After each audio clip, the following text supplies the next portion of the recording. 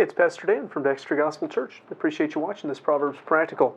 We've been seeing a series of warnings about people who hate others and use deceit in their hatred. And this verse looks a little more closely at the deception side of that.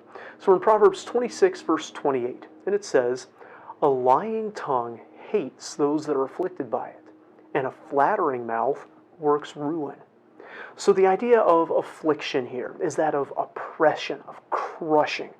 That brings us back around to the idea of the previous verses that talked about the linking up of hatred and deception.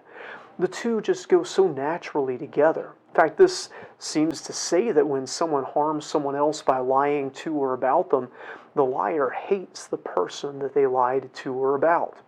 Now, some people might push back against that. Some might say that they were pursuing some other goal, maybe some personal or political advantage when they spoke that untruth that harmed that other person. They didn't really hate the person. It was nothing personal when they said that. But this says that's a lie. Hatred is not simply an emotion, a distaste. Like love, hatred is a decision that is displayed through actions. We cannot harm someone by saying untrue things about them, then claim that we don't hate them, because that very act is an act of hatred. The actions prove the motive, and perhaps even produce the motive, because we're naturally kind of uncomfortable around those that we have wronged and harmed. It's deeply ironic to me that I've seen some deceptions justified by love. People saying that they loved someone so much they just couldn't bear to tell them the truth.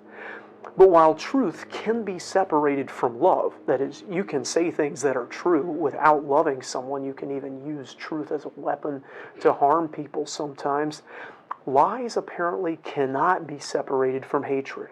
Truth and love should go hand in hand, and you don't really love someone like you should if you don't deal with them truthfully. But hatred and lies go hand in hand.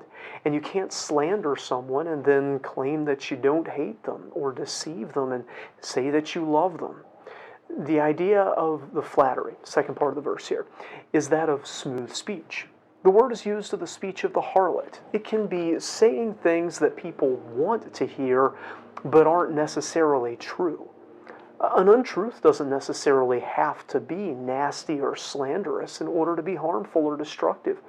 Sometimes flattery can do the same. Puffing someone up can bring them to destruction just as surely as tearing them down.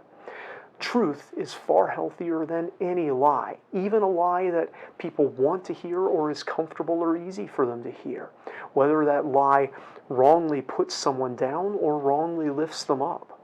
There may be a hint, too, here, given the context, that lying and flattery don't just hurt their targets, they also hurt their source.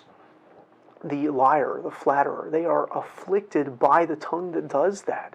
They are afflicted by their actions, and they are also ultimately brought to ruin because of their lack of attachment to truth.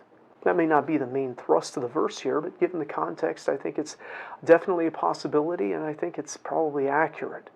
What we do has more impact upon our destiny than what anyone else does to us. What we say affects our outcomes more than what anyone else says to or about us. So let's be careful to be truth speakers, even when it is hard, uncomfortable, or doesn't seem advantageous. Tearing others down with lies or puffing them up with lies ultimately comes from hatred and leads to ruin.